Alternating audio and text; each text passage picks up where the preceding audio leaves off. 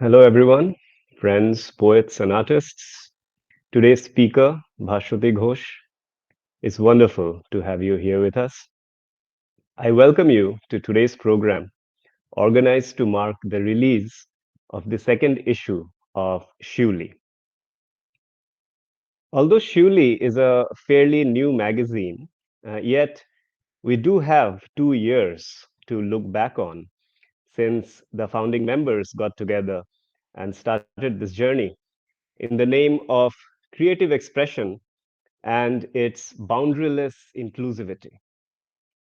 Uh, it was decided quite early, I think, amongst us that we would explore a particular theme in every issue. The first one was on myths, how it relates to people's lives, their perception of reality, and most importantly, in this context, how it reveals itself through poetry and art. In spite of being the debut issue, I think it was pretty decent. It features some very interesting poetry and visual art. And as an issue, it is quite sharp. For the first Shiuli talk during the release, we had Dr. Orko Chatterjee from IIT Gandhinagar. And it was quite interesting to listen to him as he theorized myths and how it relates to society and literature. And here we are today with the second issue of Shiuli, as our little online magazine grows and connects with an ever increasing number of people. It gives me great pleasure to inform you that this time, in the second issue, the magazine has expanded to include writings in prose as well. The first issue had only poetry and artwork. Now we also have prose. The theme of the second issue is home and nostalgia.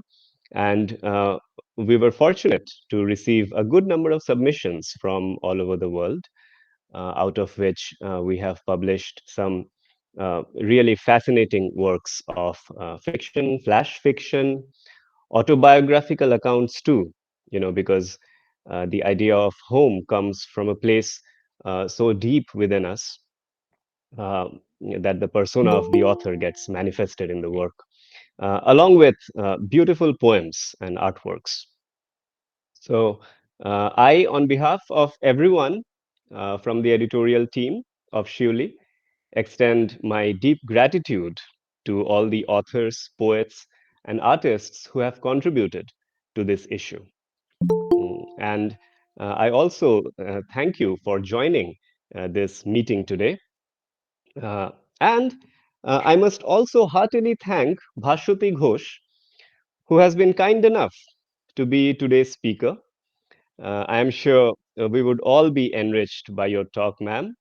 And I am looking forward to having a lively discussion after your address.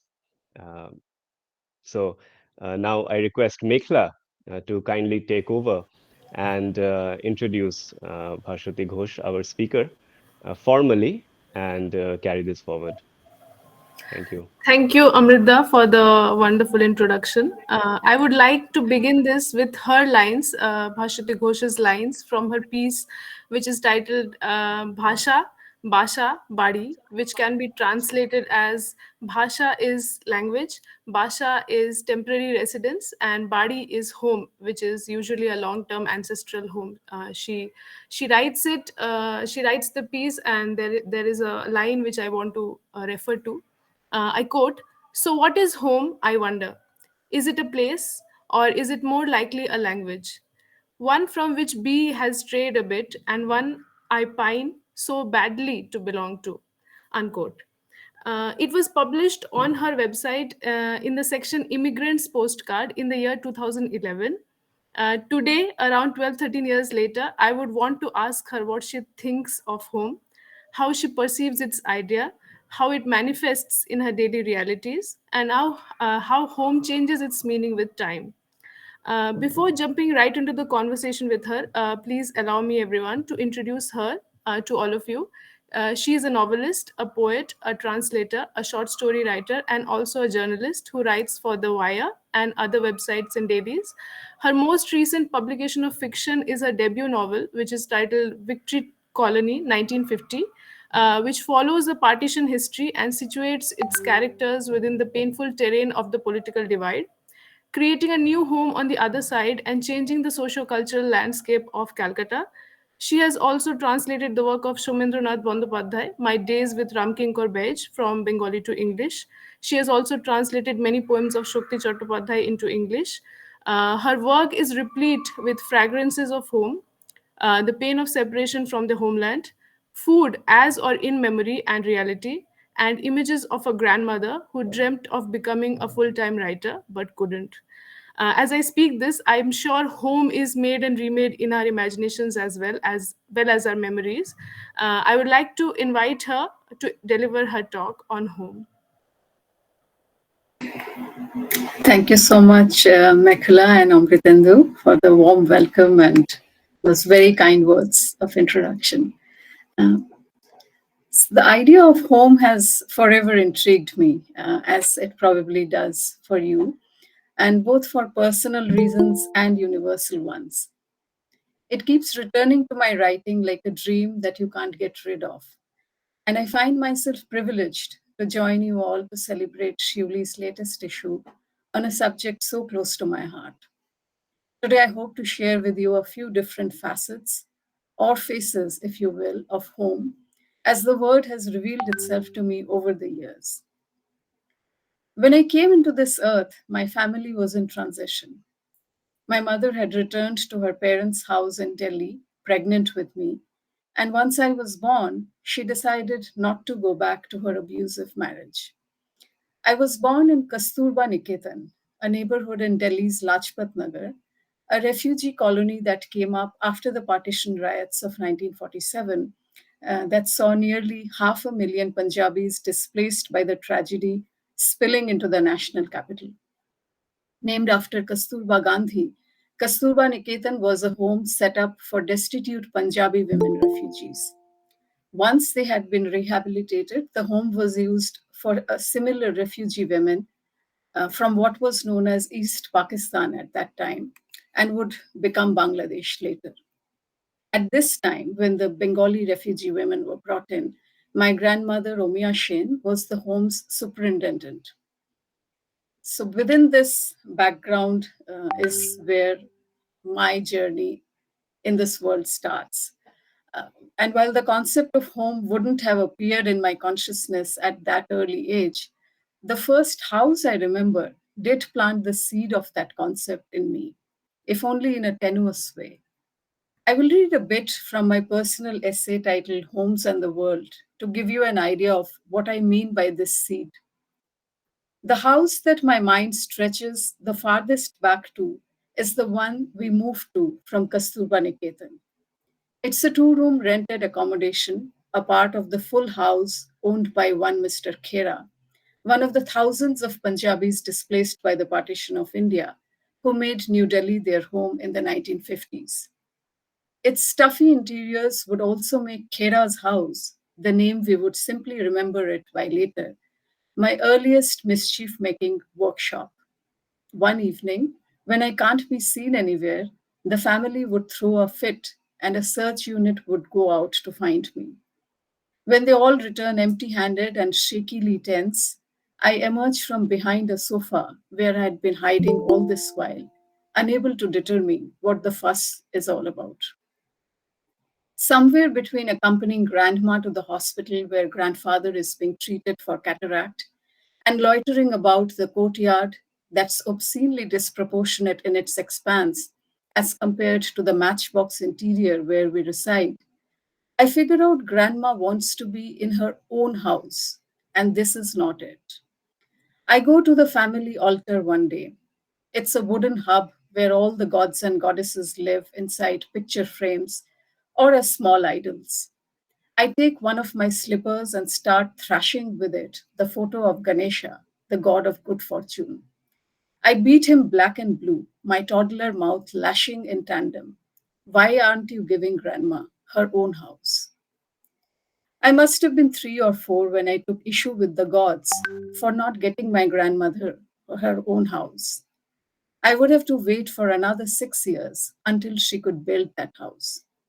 When I was 10 years old, we moved to Chittaranjan Park in Delhi, CR Park for short, nearly a decade and a half after this locality, formerly known as East Pakistan Displaced Persons or EPDP colony, had been established, the result of an association formed in the mid 1950s by Bengali central government employees who lost their property and belongings during the partition.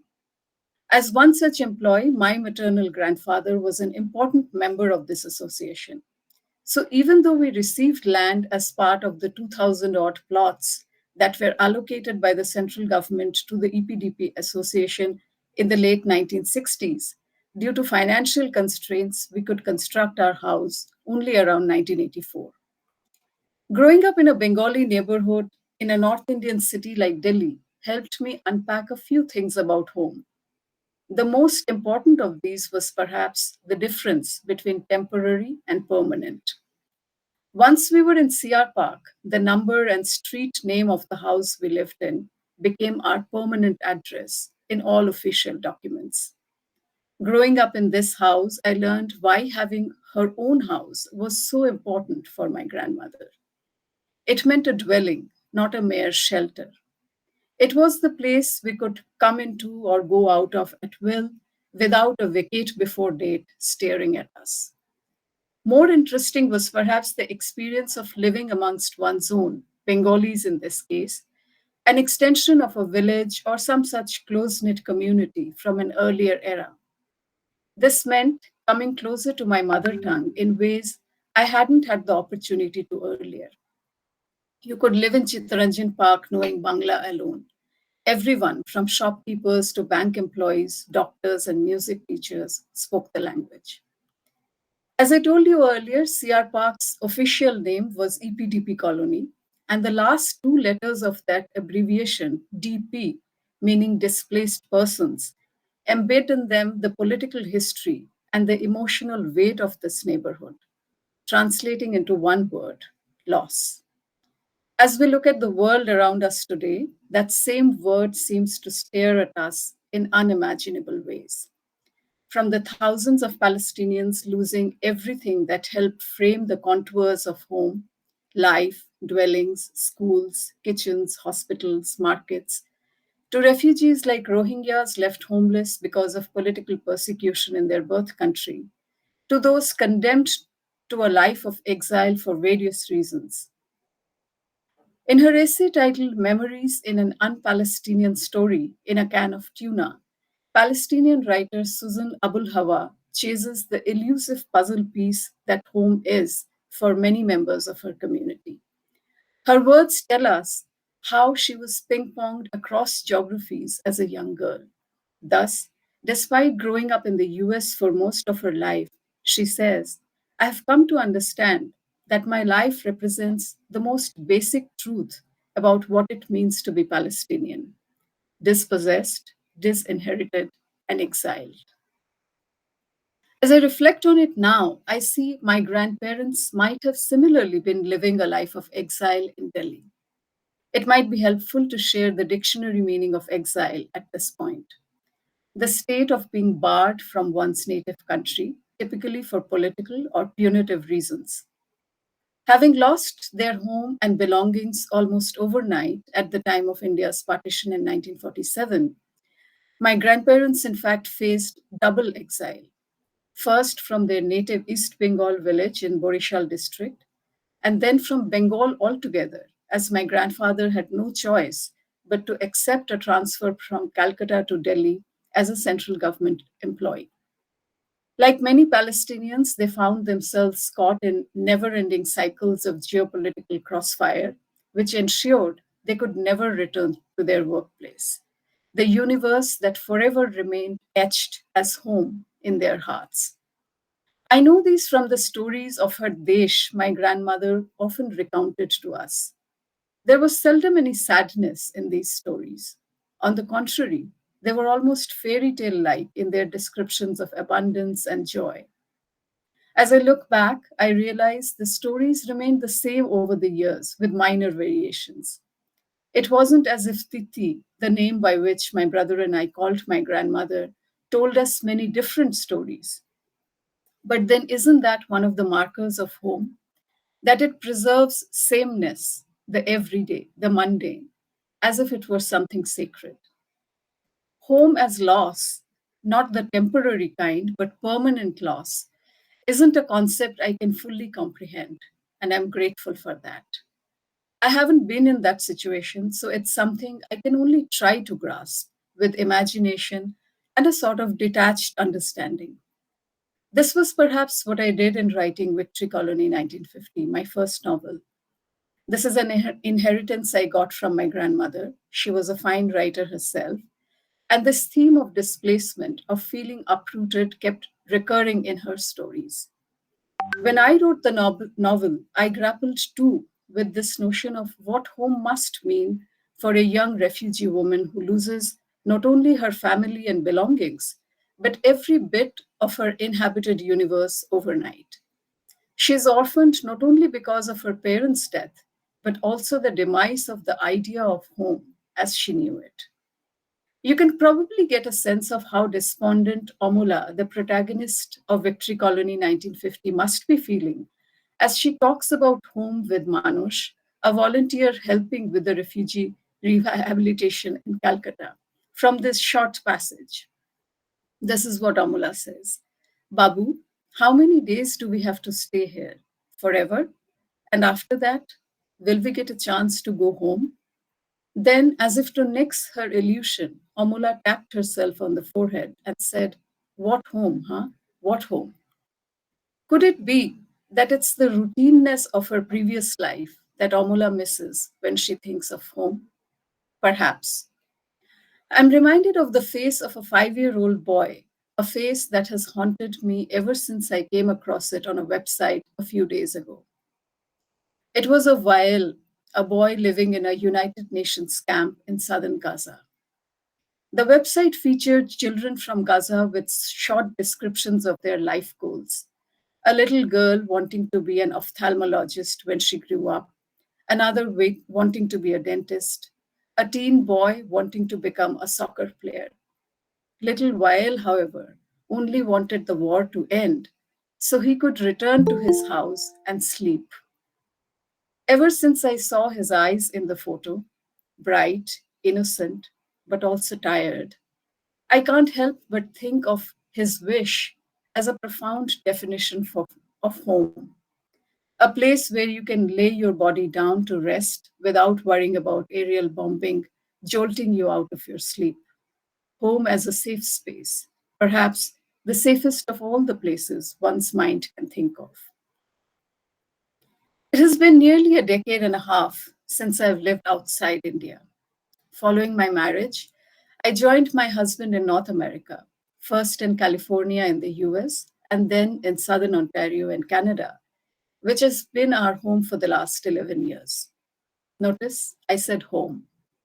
The ease with which I call Canada home now wasn't always available to me. As an immigrant in a country where I'm part of what is known as a visible minority, I've had to recalibrate, sometimes with pain and often with a sense of disorientation, my compass of home. Coming to live in Canada was literally akin to a fairly rooted plant being uprooted and planted in new soil. It was about adjusting to the air, to blizzards and snow squalls, to the absence of street food and para ambience, para being the Bengali for neighborhood, to seeing white people all around, to the frustration of not finding a cycle or an auto rickshaw for short distances, to weekend Durga Pujas. But the adjustment that towered over all of these, the one that I found the hardest to deal with, was silence. This is how I wrote about it in an essay on nostalgia for the Outlook magazine. November 2018, sound.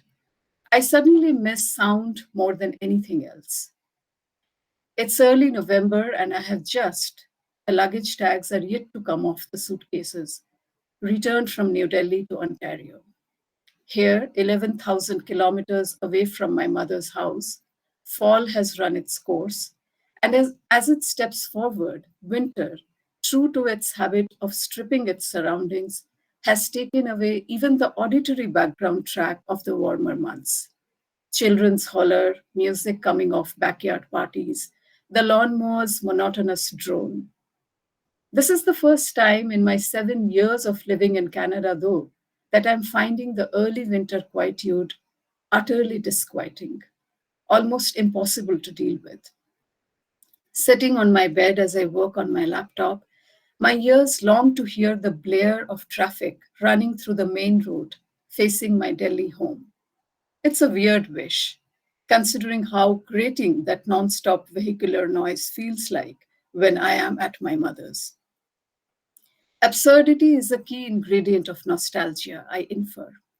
What else could explain this yearning for hearing Delhi's hyper masculine traffic noise, or the fact that I wear wristwatches still set to India time at work? For an immigrant, memories, those wisps flowing through the brain's circuitous pathways, make up a nebulous home in place of a physical one. The immigrant, in fact, develops a phantom self that continues living in the land she left behind, along with its realities and absurdities. While writing this piece to share with you all, I had a dream that might help visualize what I'm talking about.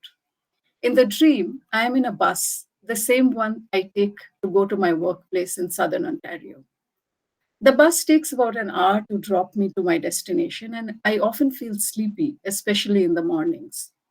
In the dream, I find myself waking up from a nap in the bus only to realize I have missed my stop. Panicking, I disembark at the very next stop. Except now I'm in a locality in Delhi, not southern Ontario. I don't know which place this is, and I'm desperately looking for an auto rickshaw to take me back to my office. I don't see any. As I keep ambling through the street, a woman comes along and starts speaking with me in Bangla. I don't know her, and there's no reason why she would talk to me in my mother tongue, but it seems perfectly natural, like all dreams do. As we walk, I see the nameplate of a house with Bengali lettering on it. I still don't know which locality I am in, but my stranger friend points me to the auto stand, and I'm relieved that I can now reach the office. The dream ends. As I understand it, the very definition of home is dependent on the past and our memories of a time or place we no longer inhabit.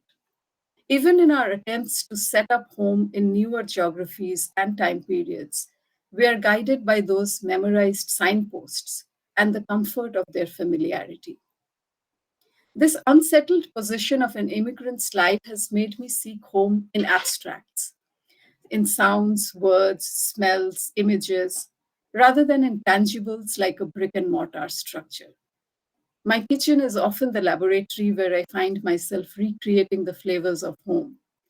Patishapta, rice flour crepes sweetened with milk, coconut, and jaggery, vegetable beet chops, croquettes made of beetroot and potatoes, koraishutir kochuri, fried dough stuffed with the freshest of green peas, or a simple machir chol with fish bought from a Bangladeshi store.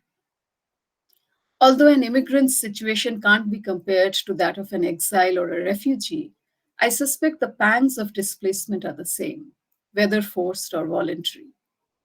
Food can be both a panacea that assuages those pangs and a conduit to bridge the otherwise insurmountable distance that separates the immigrant from their homeland.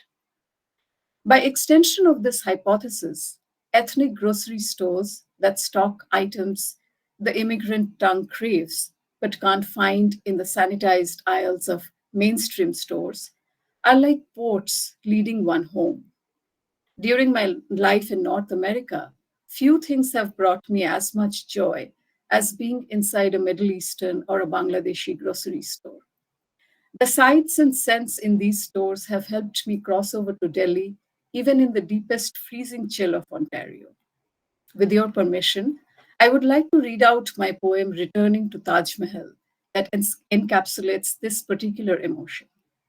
Here's how it goes. Returning to Taj Mahal. Before landing here, I think about it for months. In my mind, where all travelers' dreams gather, new lists, menus for future entertainment stew every day.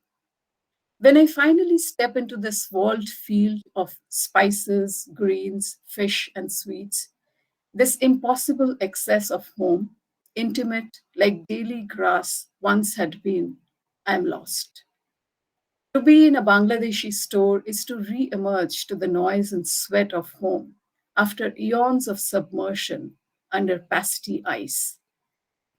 This tiny, packed to the gills monument of masalas, of fish from Padma, of pointed gourd and Rangpur lime paralyzes me. Inert, I read the Bangla print on the cardboard fish boxes. Taposhi, koi, batashi, rui, ilish, kachki.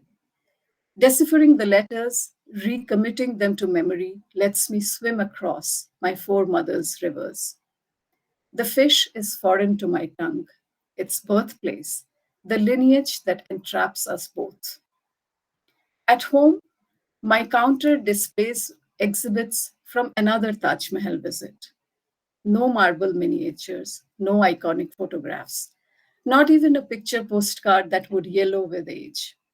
I open plastic bags to draw out syrupy sweets, tropical fruits, pickles swimming in mustard oil, fish cleaned, frozen, and stamped with Padma certification, spices failing miserably to measure up to the singularity of Rangpur lime. Conjuring up new lists, I vow to keep returning to this monument of love. And in case you haven't figured it out yet, Taj Mahal is the name of a Bangladeshi grocery store in Mississauga, Ontario. Like food, language is another vehicle of reconnecting with home for the immigrant. Growing up in a place like Chitranjan Park in Delhi and going to Shama Prasad Vidyalaya, my school, which had a majority of Bengali students and teachers, meant that I was speaking in Bengali almost all the time. Cut to my marriage to a Punjabi Sikh man and subsequent move to North America, and suddenly I was rarely speaking my mother tongue. It was mostly English or Hindi, whether at home or with our nascent circle of Desi friends. Barring the odd Bengali here and there or during Durga Puja, I had little opportunity to speak in Bengali. In 2011, the year we moved to Canada, a serendipitous meeting brought me home, and this home is within quotes, mind you, in the most unexpected of ways. I wrote about it in a short essay titled Bhasha Basha Bari in my blog. And here's how it began. We had been in Canada for just a few weeks when B, my husband, nearly complained of having to speak too much Punjabi. Having lived in the US for a number of years, he found his mother tongue akin to a distant cousin, there in memory, but not in presence. I, on the other hand, would have given anything to find a soul with whom to converse in Bangla, my mother tongue.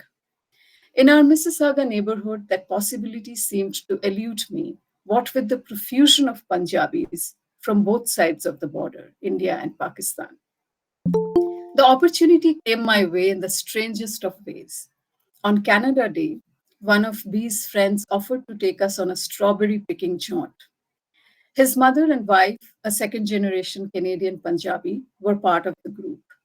Their invitation extended to a brunch of stuffed parathas at their house after filling up our strawberry baskets. R, the wife of B's friend, got busy in the kitchen making the parathas with the help of her mother in law. Once they had all been rolled out, Auntie came and sat with us in the living room. Earlier that morning, PK, B's friend, had mentioned that his mother knew Bengali. As we all chatted away, mainly in English with splashes of Hindi, PK poked me and his mother alike. How come you two are not speaking Bengali? Come on, how can you keep yourself from doing it already? Auntie smiled, and her wink reflected permission for me. I immediately started off. In an instant, Auntie became Mashima for me. I learned that though a Punjabi herself, she had picked up Bengali from neighbors in Jamshedpur, where she grew up and later spent her married life. Till date, her Bengali remains spotless and free of any accentual adulteration. I was thoroughly impressed and delighted to find my first mother language friend in the city. So, what is home, I wonder? Is it a place or is it more likely a language, one I pine so badly to belong to? Living in Canada also means embracing the Arctic chill of winters and wanting to escape it, even if temporarily. For many Canadians, this means going to warmer climes during the coldest months. For me and my husband, these spots have, for the most part, been in Latin America. During the past decade, we have traveled to countries like Mexico, Cuba, Colombia, Argentina, and Chile to soak in sunshine. Every time I've visited one of these countries, I have found, strangely enough, whispers of home. Mexico City was the first such place that made me feel completely at home, and I don't use that phrase lightly. The moment I stepped there, it seemed like a place I had known forever, something I can only claim about Delhi, the city of my birth. This is how I had written about this second home of mine back in 2016.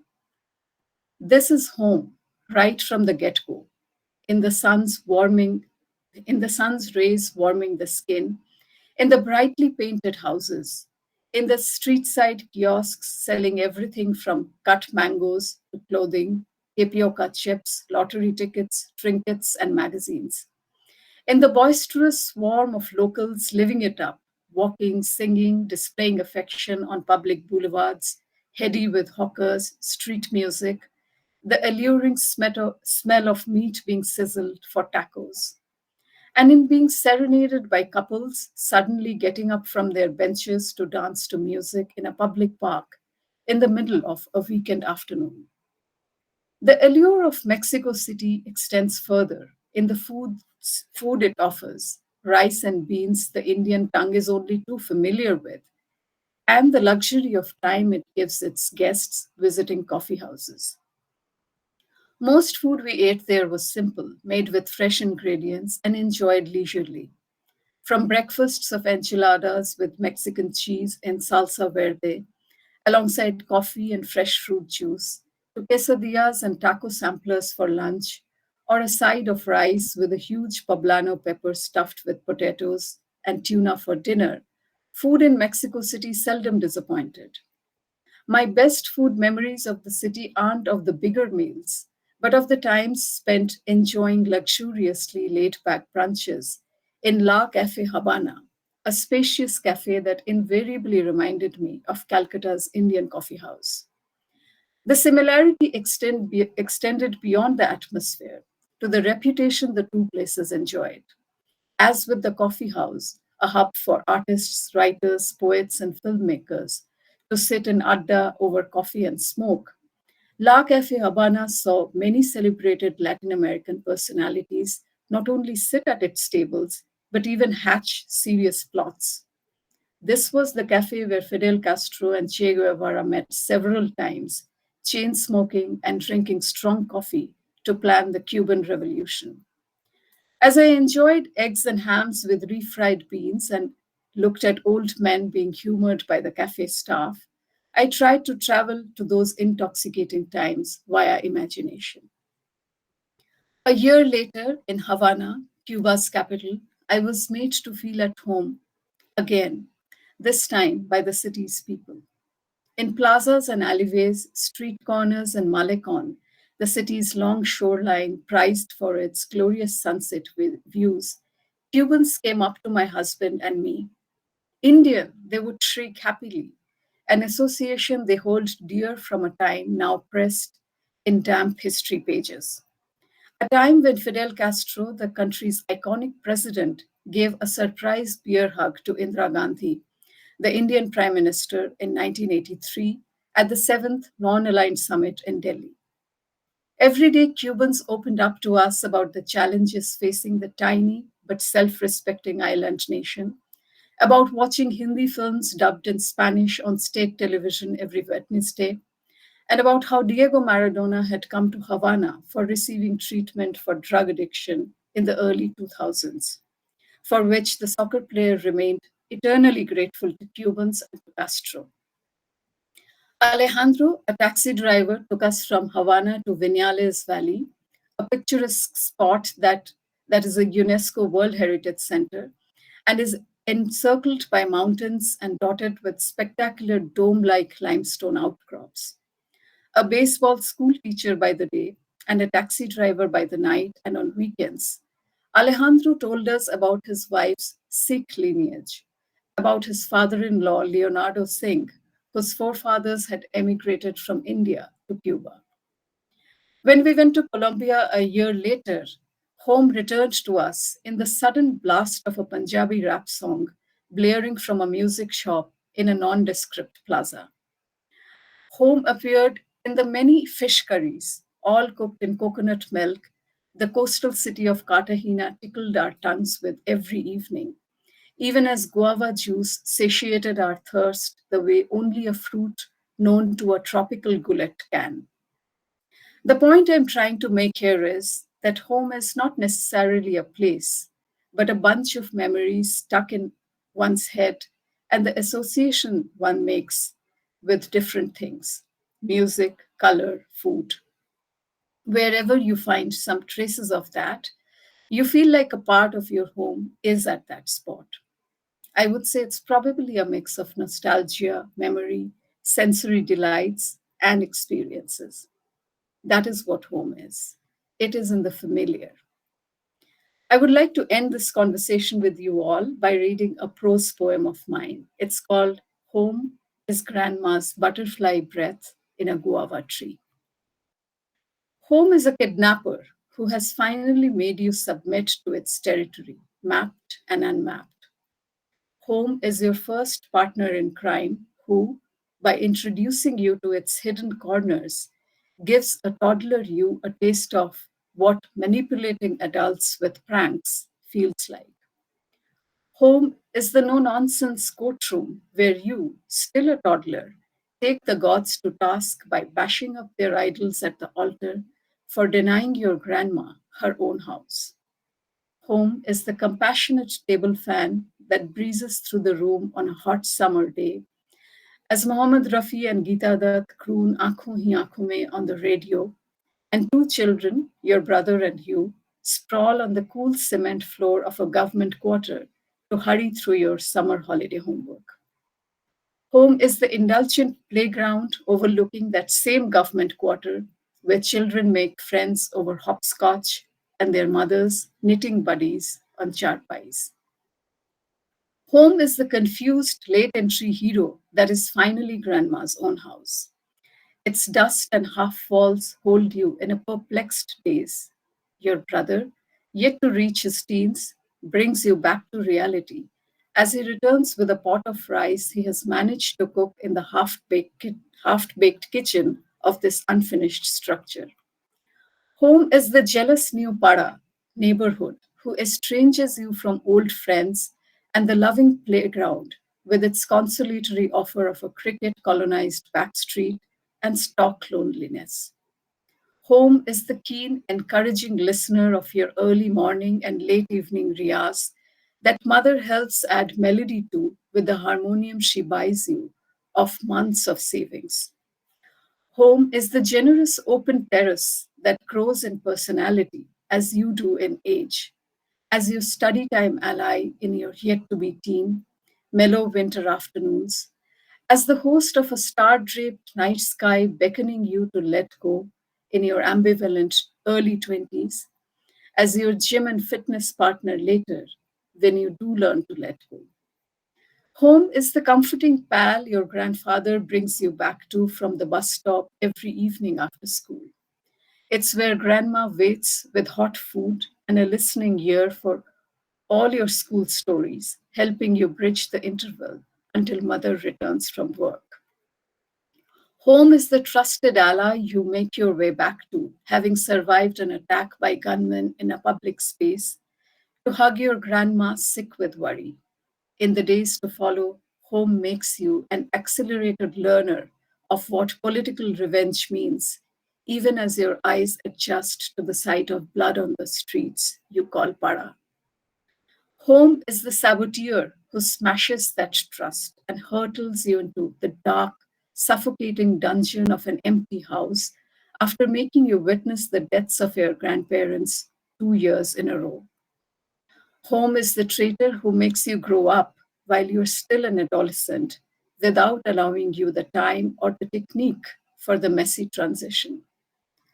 Home is the embarrassing hole in the bedsheet you cover with a folded quilt that you desperately hope wouldn't shift when your university friends come over to plan for a trip. Home is the sterile mate you've lost all love for but continue to live with.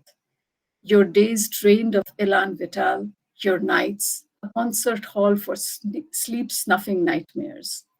Home, after years, no, a whole decade, is finally the conciliatory collaborator who invites you to work from home with your mother, now retired from work, filling up all the hollows your grandparents' departure had cleaved into its spaces. Home is the humble plot of land your grandma bought, even if it's no longer the house she built. Her breath moves through the guava tree she planted, still rooted to the faithful backyard soil, and alights on your skin as a butterfly every time you fly back. Home is a detective plot that can only unravel in backstories. Each flicker of memory is evidence of the scraps that went into constructing this labyrinth, this myth. Every solution is wisdom distilled only in hindsight. Thank you. Thank you so much for the poem and the wonderful talk. And the poem is so, it's full of metaphors throughout and throughout. So I don't know, it's a very a pertinent question to ask whether, what do you think the idea of translation does when we think in one language, we write in one language, or when we translate in English and Bengali as you do yourself? Do you think the idea of home changes in both the languages, the idea, the concept that you have of home? Yeah, that's a difficult question to answer. I wouldn't say it really changes, but I think the way you look at the same thing in two different languages would probably be guided by how your association with that particular language is. Because uh, Bengali for me is what I have grown up with since I was a child, and it's sort of in my bloodstream. So I know all the different nuances, associations, whether it's colloquial, whether it's cultural, idiomatic. So all of those would inform my journey, my work as a translator when I'm trying to capture the same idea in English. And that is also, I think, where the frustration is, because only so much can be, transported and conveyed in the other language, and a, a lot of it is left behind because that particular emotion or those particular references of association are not available uh, to the target audience. So I think that is probably what home is, because in the mother language, all the different contexts, whereas even though you know them, there is no way to really convey them in the target language in the same way. I don't know if I answered your question at all. Yes, yes. There's one more question that I would like to ask, and then all of the other people who have been attending the talk, they can go on with their own questions. The next question is, do you think creating a home is also like crafting of a river? I'm borrowing your words here in the poem, the recent poem that you have published in Bombay Literary Magazine. I'm borrowing your words, crafting of a river, where you say that we create our homes, and once you have created a home, it somehow slips away in our imagination, and it strays further. So you talked about return to home and return through language or food or songs as such. Do you think a return is ever possible, or is there an ever slipping away of home as such? Yeah, I don't think it's, as I grew older, I don't see things so much in black and white any longer. It's not like a permanent departure or a permanent arrival, or something like that. I feel like more than straying, I would probably use the word drifting. And that drifting is a back and forth process. It's not from point A to point B and then it stops. So I think, uh, at least for an immigrant, that is what the journey is like. For a permanent exile or a refugee, it's not the same. It's very different. But for someone who has the choice, I think it's a constant drifting, and the drifting is not just physical, as I mentioned. This dream that I had, even while I was writing this essay, it was so weird and it made perfect sense when I was in the dream, getting down from my bus here in Ontario, and I'm in a Delhi locality where I see lettering in Bengali. It did not seem weird at all. But I think that is where your subconscious is. You're continuously living between spaces, ideas, memories. So I would say it's like being a driftwood that kind of flows back and forth between homes, different ideas of homes. Uh, I only had these questions. I think others will also have some questions regarding the talk and regarding the topic of home. So we can take the questions. Amritendu Ghoshal wants to ask something. Yes. Hi. First of all, thank you for this beautiful, beautiful address, especially coming from you, because you have spent, so much time outside India that you have a very mature perspective when it comes to questions of home and belonging, and also identity. Uh, and just now, you said that you have reached an age where you do not see things in black and white. And the question that I have is a bit uh, like a black and white question, but I also understand when you say that the idea of home is more of a drifting concept.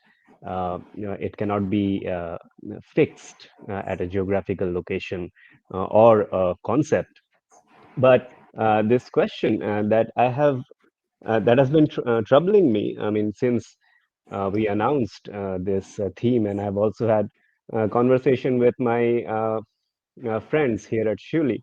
And I would like to put this question to you too, that when we speak of home and nostalgia, there is a sense of estrangement and also longing. And it is chiefly dominated by a positive notion of home. At the same time, we know that home can also be a site of entrapment and violence. So, how do you see this contradiction, and how do you think the idea of home can be understood as a whole, with these two contradictory elements at its heart? Uh, home as a Yeah. site of violence, and at the same time, home as a positive thing, positive memory. So, yeah. Yeah, that's a very good question, Amritendu, and I'm glad you asked it. Uh,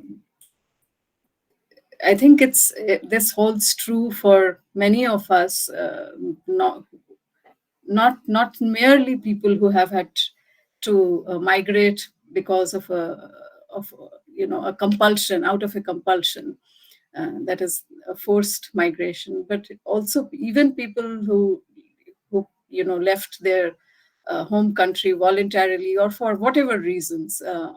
I wouldn't always say it's voluntary, because even when it seems like you have a choice, sometimes that is the only choice you have. So that could also be a forced migration in that sense. But even for somebody like me, uh, it can be disturbing to see, the shape and the face that home is morphing into, or changing into over time. It's not what you left behind. It As it transforms into something that you can't recognize much of, it can be troubling. And at the same time, nostalgia, as you said, is mostly a positive association that you make with home. So I would think the contradiction is not something that can be reconciled completely, because if you have to grapple with these two very extremes, or two very different faces of home. I think where the middle ground is usually in the people, and the things that pull you back. So I'll give you a very basic kind of example. My tug, or my sense of association with India is mainly because of my family. So I keep going back. My ties with my mother have always been very strong. So uh, that's what keeps me taking back to my country more than anything else. I miss the places, I miss everything else that I mentioned, of course. But more than anything else, it is that association. Whereas for my husband, he does not feel that strong a sense of association with India. So for him, he would rather explore other parts of the world that he hasn't been to, or where he has interests, for whatever reasons, cultural or historical. But he does not have that strong a sense of nostalgia that he would want to return to India over and over again the way I do. So I think the way we reconcile it, or not consciously, but I think unconsciously, is that we go back because there is still enough reasons for us to return. There are still those magnets that keep pulling us. But where it's a site of not such a positive, or a welcoming space, that does bother you, and it does dampen your spirits, and make you sad at the same time. But I think you live with those contradictions. There's no way to completely make peace with any of that. Yeah, and I think this keeps coming up, especially in the writings of Palestinian exiles who have had to live outside, because they have witnessed so much violence, and uh, such a long, protracted state of unsettled affairs, that it cannot be a peaceful idea of home. At the same time, they do have memories from before all of that started, and uh, so they do pine to go back, while at the same time they also have to contend with what it has become, and how violent and how unsavory that memory can be. So yeah, it's difficult, but one lives with that. Okay.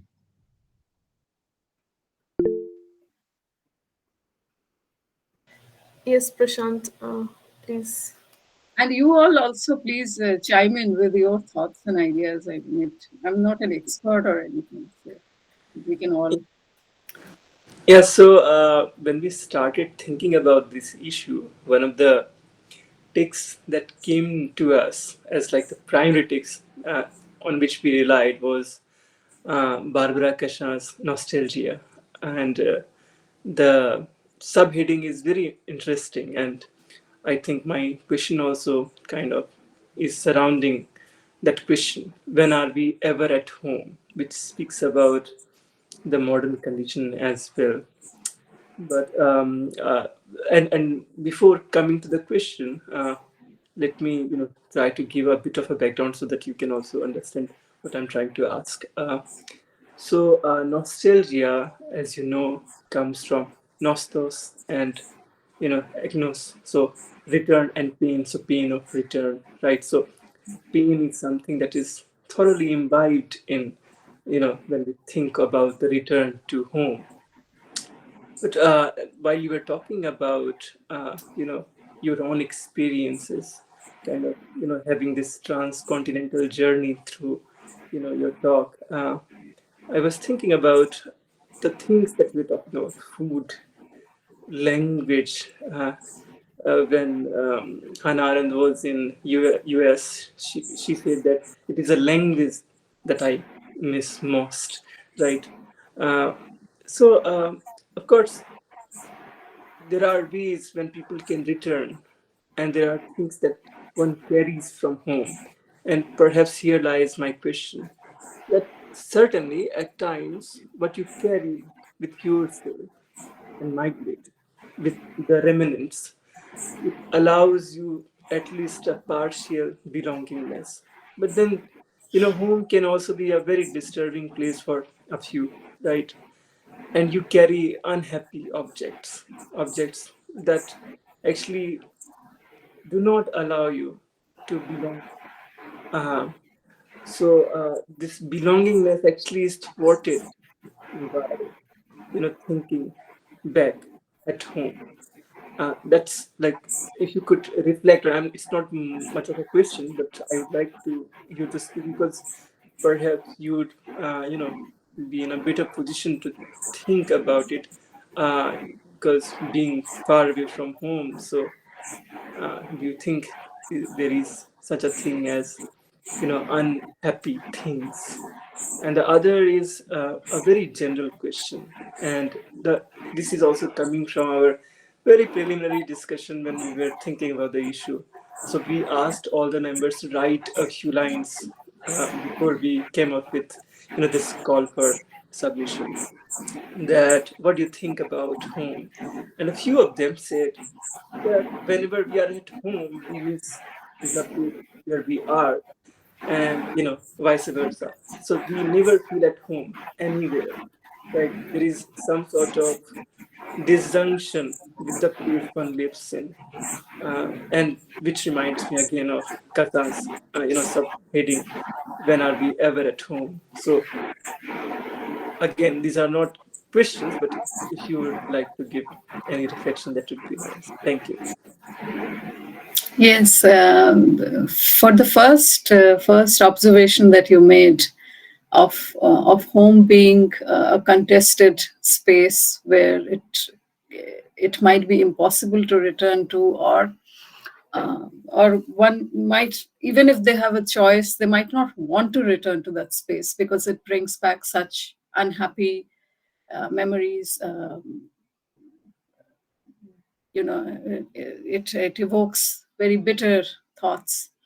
Uh, and it just occurred to me that I live in Canada, which, as I said, it relies heavily on immigrants and welcomes immigrants of all stripes from all across the world. But there is always a section also which comes to Canada because they faced persecution in some form in their home country, and they need not always be political refugees or asylum seekers, but they could be a group that emigrated or moved out of their home country because of those very similar reasons that refugees would. I'm thinking of the large contingent of Sikh population that lives in Canada, a lot of whom moved to North America, not just Canada, but Canada and the United States, and probably also to the UK after the 1984 of persecution of Sikhs that took place. And living here, having worked in some ethnic media outlets, I have had the opportunity to to get up close with community members. And I know how much of pain that community still carries because they feel as if justice hasn't been delivered for whatever happened. And these were people who had the wherewithal, to move and to come to a new country. Uh, but it was not something they would have done had that incident not taken place. They were happy. Similarly, anytime a communal riot happens, you would see members of that community feeling apprehensive, and whoever has the opportunity and the means, they would try to migrate out of the country. For such a person, it's the idea of home is not that same poetic or romantic idea that someone like me might carry. For them, it brings back very, very painful memories. People have lost entire families, family members. Some have witnessed very, very violent scenes as children. So you carry those scars, and you probably would not. You probably want to close that chapter, once and for all, and you don't have the same notions of home. Your second observation, I don't know if I caught all of it, but I guess the gist of it was that you don't feel at home at any place. Is that what you're trying to say? Yeah, in a sense, the modern condition has that Yes. alienating, aspect, imbibed in it, that one is never at home. But then, I was kind of trying to tie it up with, the members who wrote about it, and then how they were saying that they never feel at home, which in general also speaks about people at large, that there is a lack of belongingness, and there are many factors. That's why it is such a broad question. I would not even expect you to, go through Yeah, the no, numbers. I completely agree with it that the way the world is evolving, and with information being so easily accessible, with mobility becoming more and more becoming easier for people, there is a lot of movement, lot of physical movement, and it's not just about people moving out of their country to settle into a different country. Even within big countries like India and China, there is a lot of internal migration. So, people, blocks of people leave their home state and go and live in another state for work reasons. And that sense of unbelongingness can happen in a country like India, where states are literally like countries in themselves. When a villager, a farm worker from Bengal, who knows nothing but only the culture of his immediate surroundings, goes to work in a place like Kerala and has to, get adjusted to everything from the food, the language, the cultural fixations which are different. It can be just as unsettling as it is for. In fact, for an educated immigrant like me, it might be easier to find my bearings in a different country than it might be for an internal migrant who is leaving his or her home state. Often men leave families behind because only the men will migrate in many cases to work. So uh, so I think this we are living now in a world where you can't feel settled, or you don't have those moorings that maybe our grandparents had, uh, or their parents had back in the day. But you are in this constant state of flux where, uh, cutting across, class, community, all kinds of different groupings, you have to make home. I guess you have to kind of invent or build your sense of home rather than it be given to you. That what my I won't even call my grandparents, because even they had this state of unsettled experience all their life. But maybe their parents, it was granted, a given for them. They only grew, they were born in that place, they grew up there, they died there. That was home for them, and they never questioned it. There was no, I don't think they ever had any discussion on the theme of home, because it was like, the air you breathe. So you don't think about it or talk about it. But I think, yes, in the modern world, it's no fixed address for us.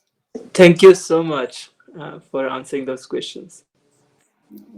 Thank you. We will take one more, I think. Ramesh has some question, I think. Please. Yeah, so first of all, thank you for this wonderful talk.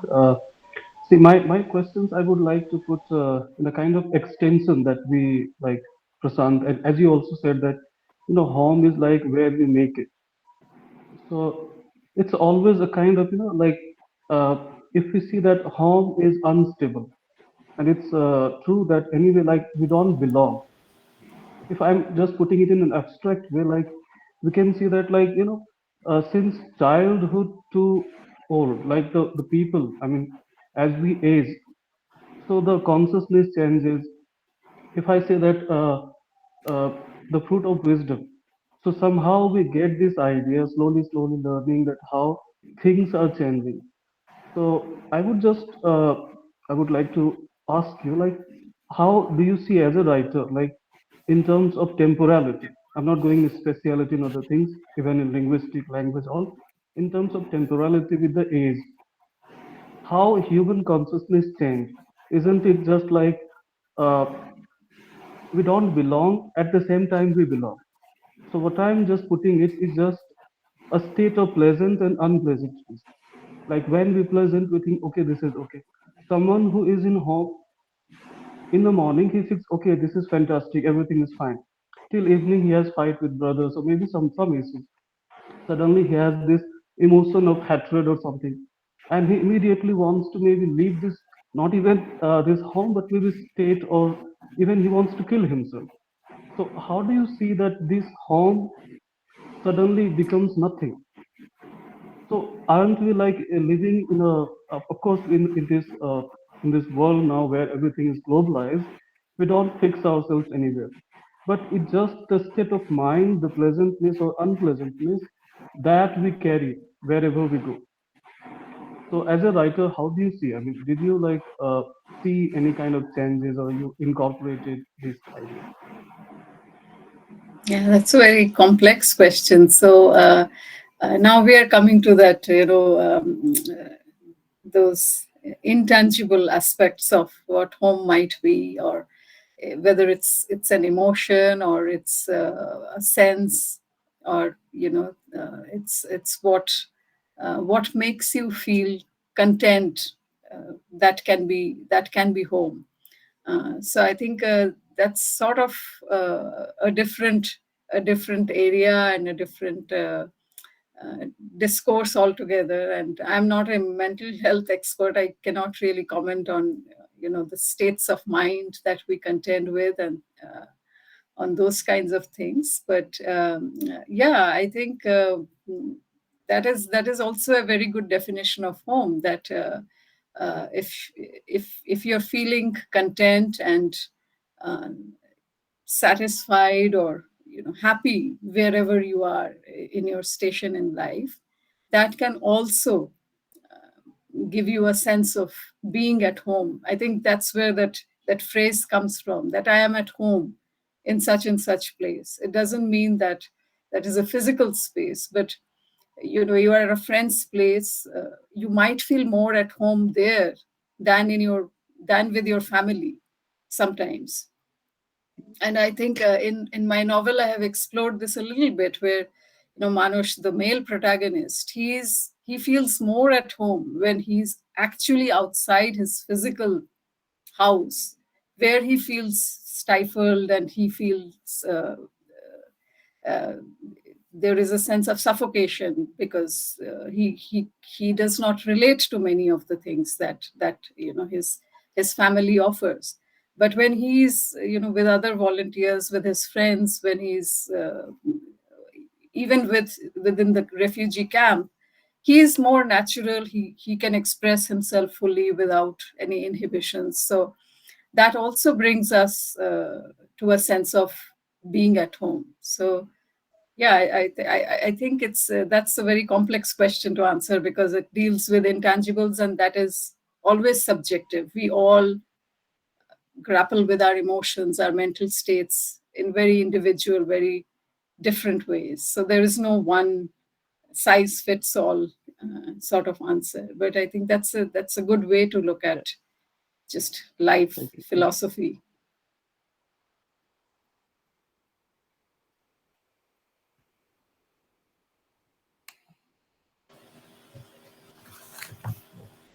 Thank you for the questions. If anybody else has any questions, they can just put it in the chat box. But thank you, Bhashwati, for the wonderful talk on home, because we are always thinking about this idea, and we cannot grasp it as such in our memory or in our imagination. Thank you, and thank you for being patient, also listening to our questions and answering them patiently. And It's thank been you a for being pleasure. enough to accept this invitation. I would also like to thank all the participants or contributors who have joined us today, and also other people who have joined through the link that we had shared. With this, we would like to end today's meeting, uh, and maybe we meet another time in another issue. Thank you so Yeah, much. I just want to announce one small information that we will have one more online event where we will have all the contributors to this issue, and we will have a discussion on the various works that we see in this particular issue. Thank you.